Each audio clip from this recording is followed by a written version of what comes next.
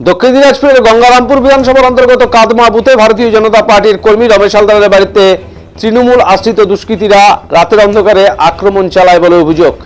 আর এই ঘটনার খবর পেয়েই ছুটে যান দক্ষিণ দিনাজপুর জেলা বিজেপির সভাপতি স্বরূপ চৌধুরী। তিনি এই পরিবারের সদস্যদের সাথে সাক্ষাৎ করে তাদের পাশে থাকার আশ্বাস দেন। এদিন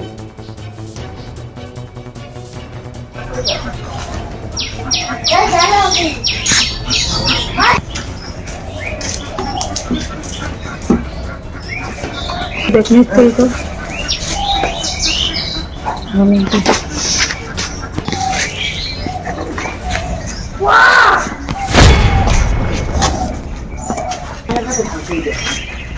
ठाकुर घरे जा रहा हूँ वीडियो कर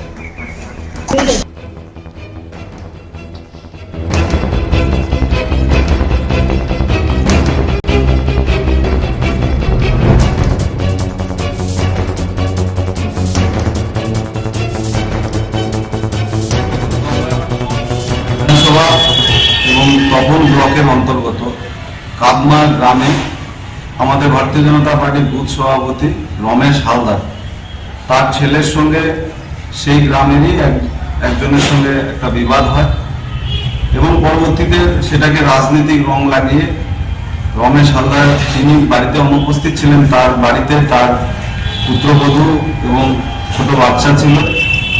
কিছু তৃণমূলের আশ্রিত দুষ্কৃতীরা বাড়িতে ঢোকে এবং সেখানে বাড়িতে ঢুকে প্রচুর ভাঙচুর করে, জিনিসপত্র লুটতরাজ করে এবং যে বাড়ির যে বৌমা তার বৌমার গায়ে হাত দেয় এবং বাচ্চা 9 বছরের বাচ্চা তার উপরে আঘাত করে।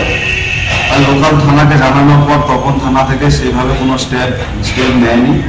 এখনো পর্যন্ত ওই বাড়িতে আর তার ছেলের বউ অর্থাৎ বৌমা এখনো সেখানে ঢুকতে পারছে না। তো তৃণমূলের যে অত্যাচার এখনো চরম জায়গায় পৌঁছেছে, কিন্তু তখন থানা এবং এই দক্ষিণ দিনাজপুর জেলা প্রশাসন তার কোনো পদক্ষেপ আমি দেখলাম না। আমি নিজে সে বাড়িতে গিয়েছিলাম, বাড়ির লোকেরা আমার সঙ্গে সঙ্গে সে বাড়িতে পৌঁছেছিল, তারা চরম আতঙ্কিত এবং আশঙ্কিত অবস্থায় আছে। দেখুন, গঙ্গারামপুর বিধানসভা এবং